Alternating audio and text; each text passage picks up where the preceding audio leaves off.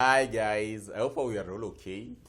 As we continue enjoying our holidays, today I want us to have a very candid conversation. And basically the foundation of this conversation is through basically what my wife used to pass through. My wife, honestly, she was a very, very, very bad negotiator. And through this, of course, I guided her, and today I can attest that she's a very, very good negotiator. So basically, the whole basis of this conversation today is how to be an expert negotiator. That's what I want us to have a chit chat on today. So you'll find that many a times, I know majority of you have always looked for clients. You've always tried to pitch your ideas to maybe investors, and you are always like, why is it not giving me fruits? Probably this could be some of the reasons that you're not getting that pitch right, or maybe you're not convincing that client. That's what I want us to have a discussion on today. So many a times you'll find that, of course, it is the nature of human beings that at any given point in time, before I agree with you or before I agree anything that you're telling me, of course, I have to trust you first. I'll have to trust you first.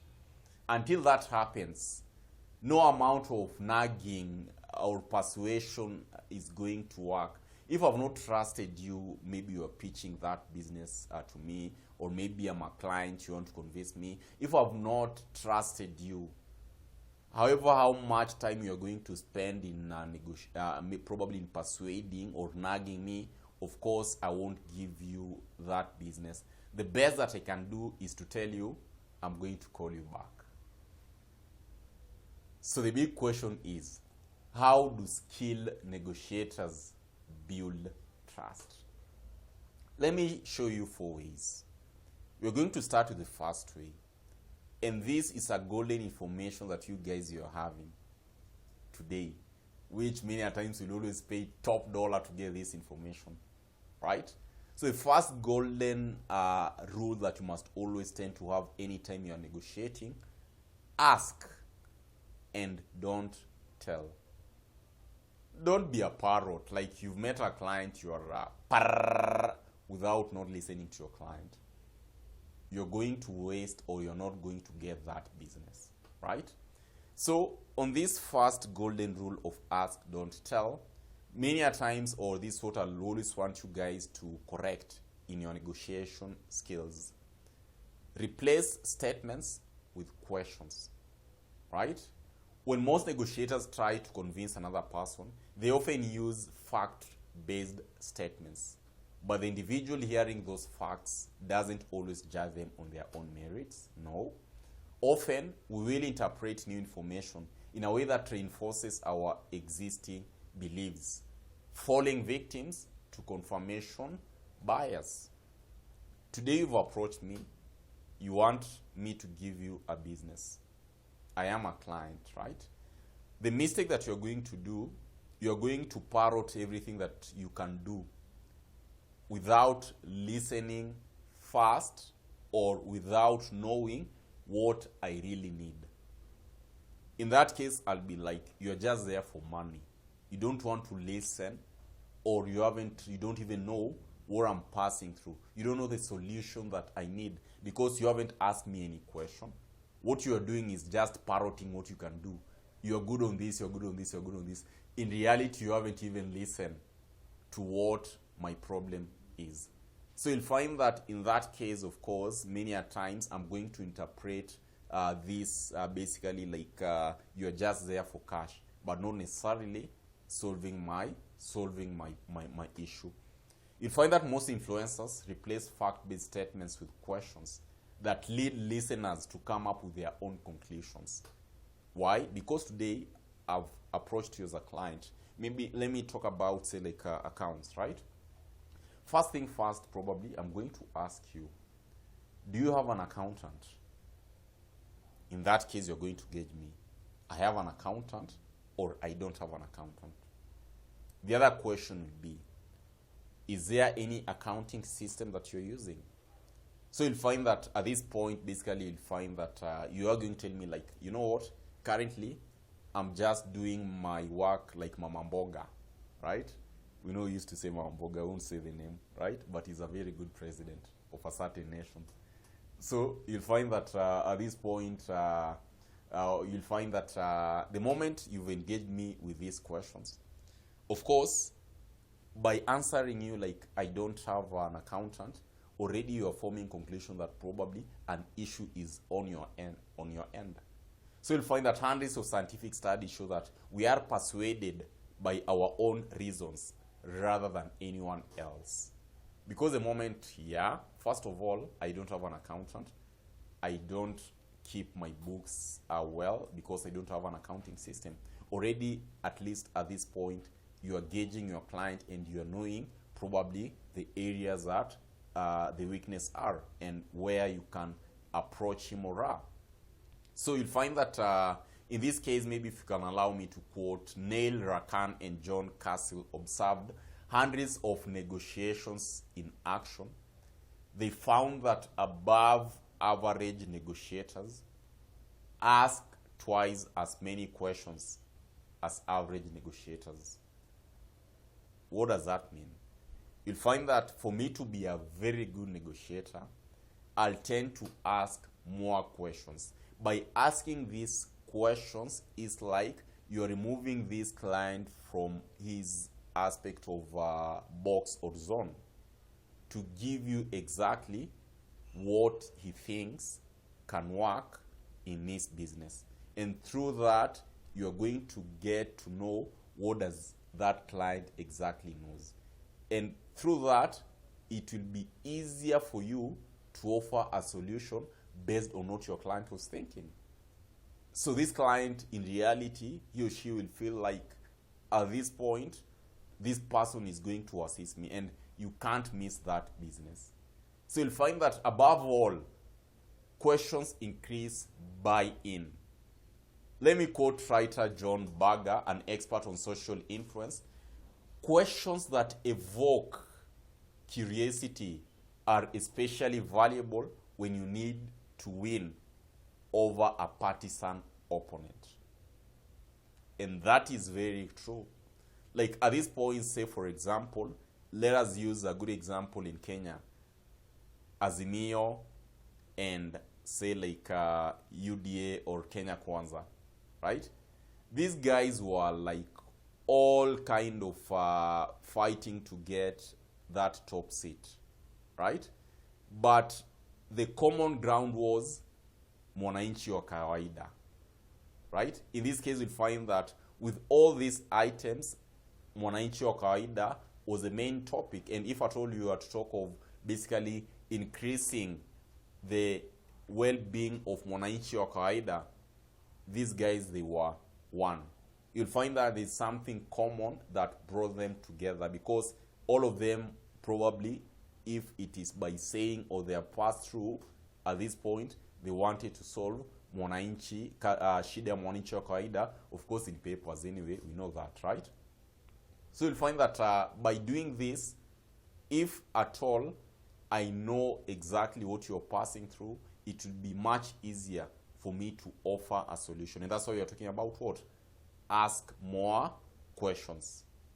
Like now, today, what is uniting the world? The aspect of global warming, right? At this point, you'll find that Russia and US might not be in good terms. But when it comes to global warming, they are one. The same case with China, because it affects all of us, right? So you'll find that having that case, finding a common ground and knowing what affects both of us, you're having a problem as a client, which I've known through asking you a question, and I'm having a solution as a consultant. What will happen? In that case, of course, you're going to be on a common ground. Kahan's finding show that when we become curious, right, we become persuadable. Our minds become receptive to new and surprising ideas. Today, I've approached a client, maybe using our other company, Sahara Digital Hub. You can check it out. By the way, we offer marketing solutions. I'm not marketing the company, but anyway, if I'm marketing, so you guys can give me a business, I won't mind, right? So you'll find that at this point, basically, when I've approached a client, this client probably needs a digital marketing solution. Probably this person knows only Facebook, right? Well, at this point, I'm going to mention, say, like search engine optimization. I'm going to mention like you can do this through Google Ads. This person will be like, oh no, what are these solutions, right? This person, of course, will be curious, right? This person, of course, will be curious to know more about what you're offering. Let me take maybe relating to ourselves, and also I know majority of us who are seeing this are also youth. You want to approach, and this is a technique that majority of the people normally tend to use, right? You've seen a very nice lady, you want to approach her, right? And you want her to be curious of what you're doing or who you are. You've just kind of wear a very modest, probably clad. You approach her, then you're like, I'm a son of one of the politicians. What will happen? What do you think that lady will be, or rather, how will she behave? And also, we're talking of this Y generation. She will want to know more of who you are, right? Regardless of how handsome you are, or maybe everyone anyway is handsome. Let me not use the other term.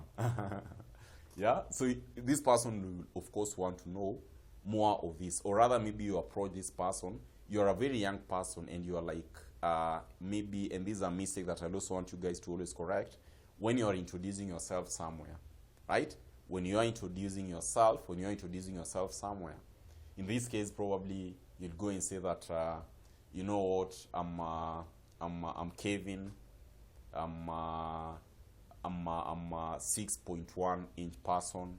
In this case, I'm dark, I'm handsome. Then this other person will come and say that probably my name is Kevin. I'm a pilot with an experience of more than a decade. I've flown for more than 30,000 hours. Where do you think, where will attraction be? Of course, on the other end, right? Because there's that aspect of curiosity. You'll want to know more about you. And by the way, that code is about what I've used about the pilot. That was a video that you saw on Vusi Thembakwayo, the South African, basically, spokesperson that we all know, right? So you'll find that at this point, basically what I'm really trying to say is that many a times what will kind of know that our minds basically will always tend to act on new ideas. Ideally, curiosity sparks when there is an information gap between what we know and what we want to know, right? Let me quote Will Storr, an expert in the science of storytelling. But then in terms of storytelling, I'm having this great guy known as Private Socrates. His channel is Sir Socrates, right? You can check his story. These guys normally tend to tell a story that you think is real. But in reality, you can cry. But if at all, anyway, he's a talent, right? He's a talent. You can check him out on YouTube, right? He's a very good storyteller. So basically, coming back to our conversation, we find that Will Storr, an expert in the science of storytelling, writes, unexpected change make us curious, right? At this point, your mind is basically an amazing change detecting machine. When you encounter something unexpected, your powers of attention switch on. You ask what's happening. In this case, for example, put yourself in these shoes. You're having 200,000 shillings. You're walking in the streets of Kanairo, Shamba la Mawe, they normally tend to say. Those of us who are not in Kenya, when you're talking of Shamba la Mawe, basically, we are talking of farm of stones, if I can translate it directly, right? Shamba la Mawe, meaning that things are very tough, right?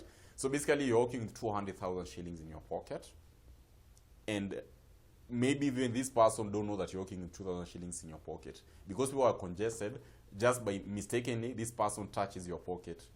You didn't have any intention. What will be your reaction? You know very well that you're having 200,000 shillings. Of course, it's a way that you're going to react. Your mind is going to detect that there could be someone probably who want to do what? There could be someone probably who want to basically maybe want to kind of take my probably this amount, where in this case it would be very ideal to know that probably this person didn't even know that you're having that cash, right? So you'll find that your mind will tend to detect this. So there's always that power of attention which will be switched on.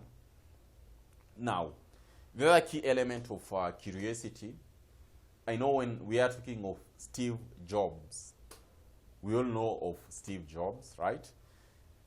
Maybe if you can remember his opening remarks where he kind of basically, ideally Steve Jobs, you all know that he's a maestro at conjuring up curiosity, right? In his famous commencement address to the Stanford University class of 205, he began.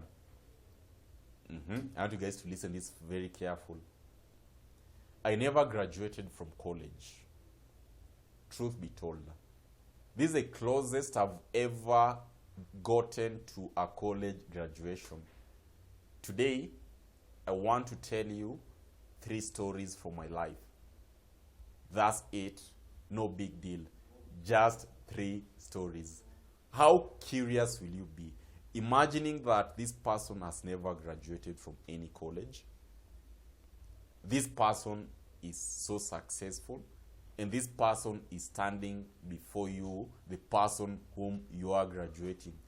How curious will you be trying to listen to what Steve Jobs wants to say?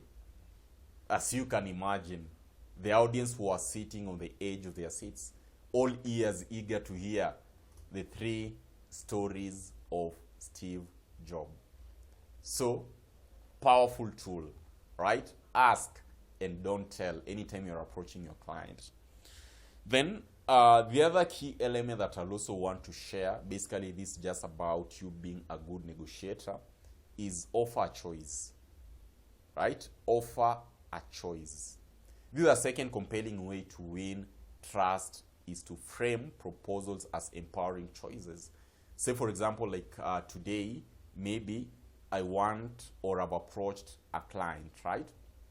I'll give him 2 options, for example, like this task, I know as much as I can do it very well, but probably there could be another person who can do this task. You've given him a choice. Let us stream down to what you normally tend to experience in our day-to-day activities, right? At this point, many a times, if you've tried it, whenever you approach a client and you tell this person that I'm offering this product at this much, right? I'm offering this product, say like at 2,000 shillings. Before you allow him to speak, you'll also tell him that I know the other persons who offers this product at 1,000 shillings, right? You're offering this product to him at 2,000. But you'll also tell him that I know the other persons who are offering this product at 1,000 shillings or 2,500. In this case, remember, you've given him a choice. He can either pick your product of 2,000 or pick a product of 1,000 or 1,500. The whole idea will be, like you'll have a spur a lot of question in his or her mind. Why are you charging 2,000 and you're telling me there's a place where I can get the same product at 1,500? Of course, you're going to ask yourself a lot of questions. So you'll find that if I can quote Shina Linger, an expert on power of choice, believes the ability to choose is fundamental to our survival, right? If fish, this is what she said, if fish got to swim and birds got to fly, humans got to choose, she says. And at this point, you'll find that at any given point in time, when you frame a proposal as 2 or more choices, right, you hugely increase your chances of getting a yes. Yes. People really dislike being told what to do. So when you want someone to say yes to a request, it is not enough just to ask. But you also have to tell them, have the right to say no. It's not a must for you to give me this job. there are other persons who can do this job, but this is what I am offering. It might sound rude, but trust you me, this client at any given point, he or she may end up giving you that job because you've offered him a choice of saying no. It's not a must that this person to give you that task, as much as probably I'll understand that kuna njaa mingi, but in this case, if you offer this option, I'll kind of ask myself more questions. Why are you giving me an option of saying no? And as at the end of the day, there's a very high probability that this person is going to give me this job. This person is going to give me this job. Very important to note. So when you present a proposal, of course, when you present basically a proposal as two or more choices, the listener stops thinking about what is wrong with your proposal. Instead, they focus on which option is better or best for them because you've given him or her the choice of saying no to what you are offering. Imagine me approaching you, I want that business, but again, I'll tell you that you can give me this business or you can give another person this business, but I can do it better. You see? So in that case, you've gotten instruction, and trust me, there's a very high likelihood that you're going to win that job. The third element, which is also very powerful at any given point, whenever you are approaching a client or whenever you want to pitch probably an idea, there's always that power of we. Make it a we thing. Make it a we thing. We will do it together. Know that I will do it. You are approaching, you are solving my problem. In that case, how can you solve that problem by yourself? And this is my problem. You want to solve my problem. So I must be part of it. And that is the third compelling way to create a common ground. All of us, I know you know this person that I'm going to mention. Every time Ukraine President Zelensky, anytime he addresses country legislature, he focuses on the point of commonality with what Ukraine is experiencing. With what Ukraine is experiencing.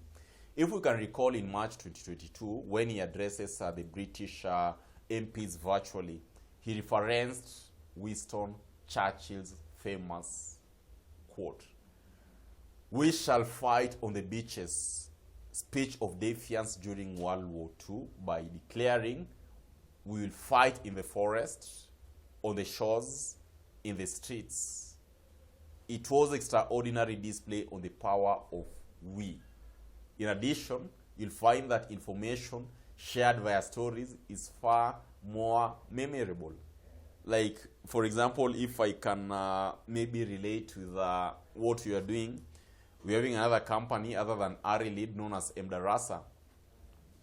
Mdarasa, we started it in 2018.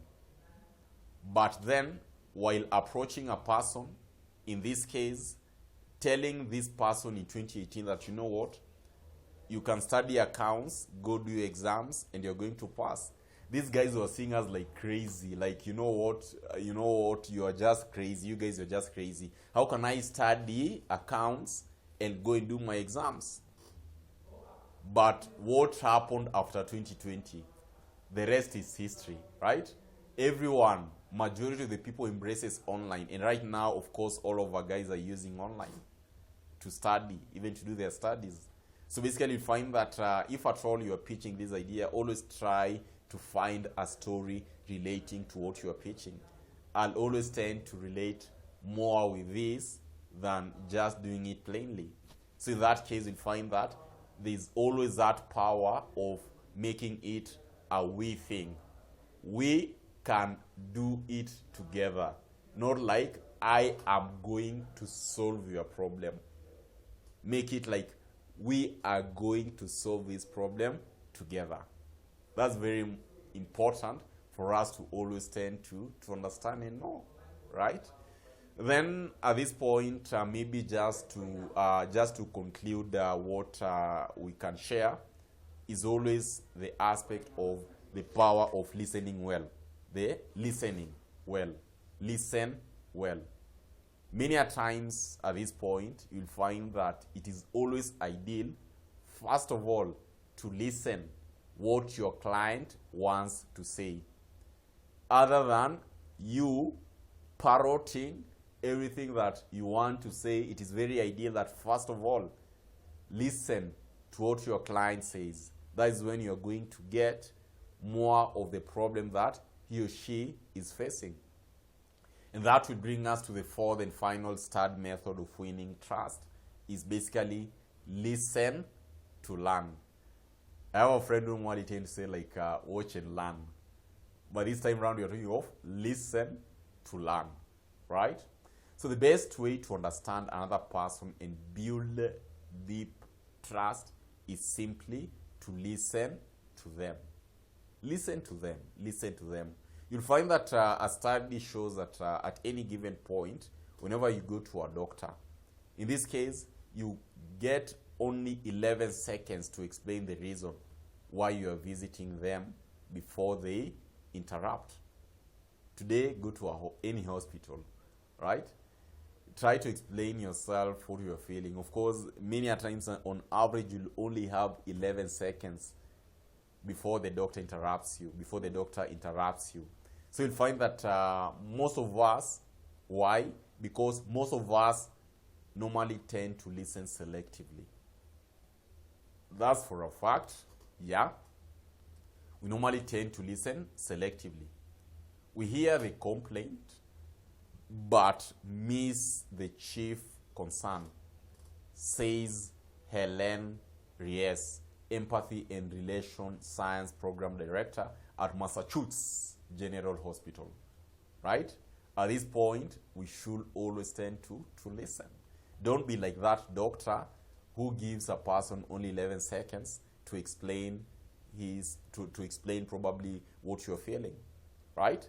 So what I'm trying to share, guys, is that persuasive listening is more than hearing and comprehending words. It requires suspension of judgment. When your client is telling you that, this is what I'm experiencing, don't be a part of like, oh, I also had a person who was experiencing the same thing.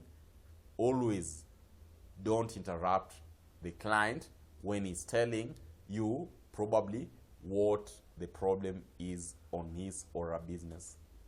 You'll find that in the process of listening to learn, when our listening basically shows you care about the other person and their goals, we establish respect and build trust. Say, for example, like you guys who are married, or rather you guys who are in a relationship, you're having your wife, we know how this gender normally behaves, right? They have their own issue. At this point, probably, I know some of you will be asking what gender now. I'm talking about ladies, of course. You're having your very beautiful wife. She's having an issue, and in this case, you're not there to listen to her. The next thing that she will do, probably, she'll go and tell her friend. And we all know how probably that case will spread. In that case, she'll always tend to be like, of course, we normally tend to call them babes. Anyway, they are our babies, right? Of course, it reach a point whereby this person can cry. But if you give him, or rather if you give your partner a chance to listen to what he or she passing through, you'll find that in this case, they'll feel much respected, right? By doing this, you'll find that you're going to build trust on them. And doing so, it will be very, very important. So you'll find that let us always try to listen well.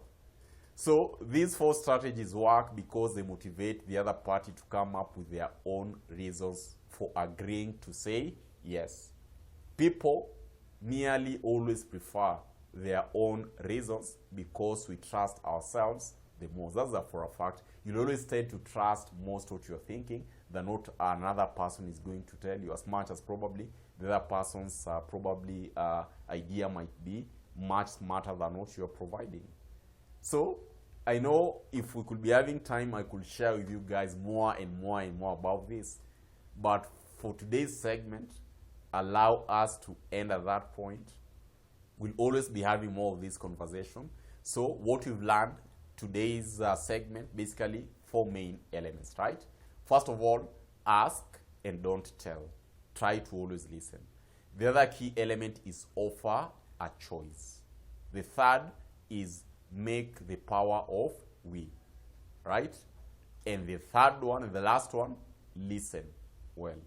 Doing this, you'll find it will always be very, very important. Guys, I'll be sharing with you more of this, and I know and I believe that you'll always tend to learn. So the whole idea of today was about how to be an expert negotiator, and I believe these few points will always tend to assist you. Be like my wife today, being a very good negotiator from what she used to be. Anyway, guys, that was just by saying, because anyway, that this conversation is based through what she used to pass through. Thank you so much, guys, and let us meet in the next segment. We'll be having